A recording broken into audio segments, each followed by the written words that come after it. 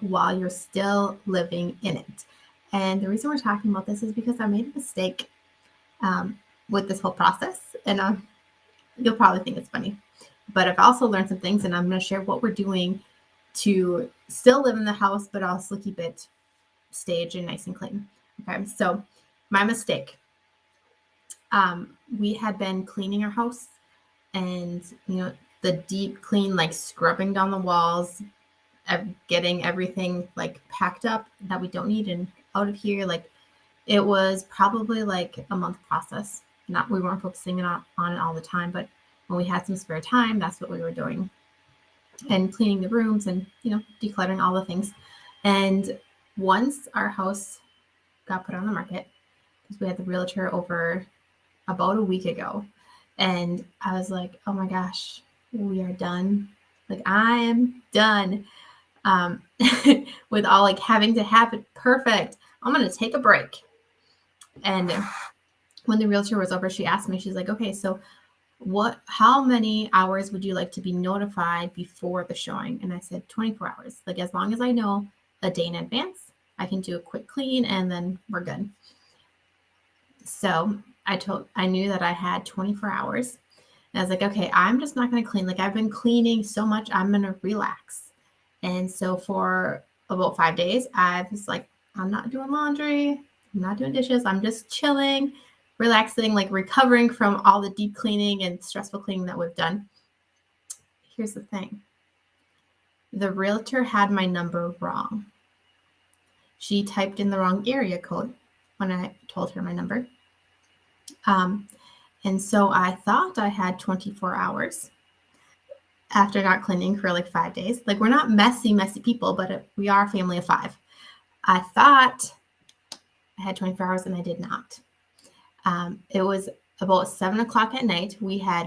I drove like an hour this way, went to an event with our friends, came back, and then I drove an hour the other way to drop Jada off at a friend's, came back. So I had like 4 hours of driving underneath my belt that day. And it's at 7 o'clock at night that I looked at my text messages, and Ethan said, hey, did you get this message?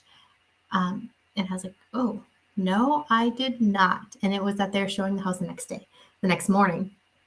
So I definitely paid for my extensive relaxation and not doing laundry or dishes for 5 days, because all of a sudden I had to do it all in this very, very short window of time.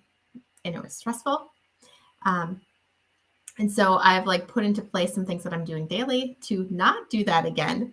But also I just want to share, like if you're living in your house, you need to take steps daily to keep it up. Even if you need a break, just take some steps daily. It'll keep it easier for you.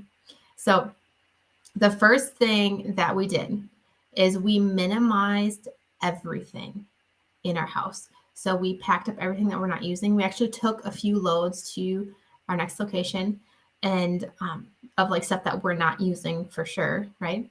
And then the stuff that we might still need, it is either in the garage or in a closet. So we are living with the basics of basics, besides some like stuff for like decoration.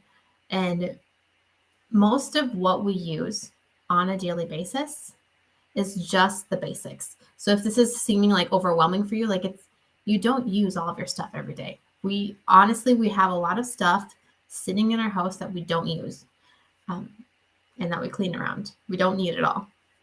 So that would be the first thing to do. If you're getting your house stage ready and you still need to live in it, get rid of a lot of your stuff, move it out. And if you don't need it daily, don't have it out, okay? Put it in your closet. The second thing is to use your closets well. So all of your extra stuff goes in totes. Those totes can be stackable in your closet, but also like we took some of our containers.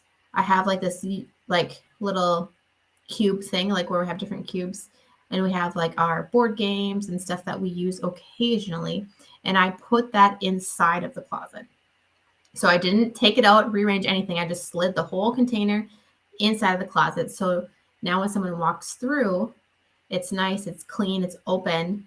But then also all we have to do is open up our closet, and we have access to the board games that we want to play for the night, and the kids have access to some puzzles and other things that I want them using.